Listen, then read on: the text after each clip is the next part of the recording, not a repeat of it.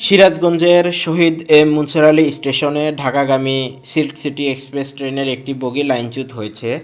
এতে ঢাকার সঙ্গে উত্তরাঞ্চলের রেল যোগাযোগ বন্ধ হয়ে গেছে।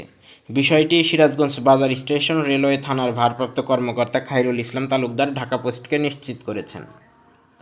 মঙ্গলবার সকাল 10:55 দিকে এই ঘটনাটি ঘটে। AKS অর্জন করল Guinness world records. AKS Rajshahi থেকে ছেড়ে আসা সিল্ক সিটি এক্সপ্রেস ট্রেনটি ঢাকার উদ্দেশ্যে যাচ্ছিল। শহীদ এম মুনসুর আলী স্টেশনে পৌঁছানোর পর হঠাৎ করে ট্রেনটির ঝ বগির একটি চাকা লাইনচ্যুত হয়।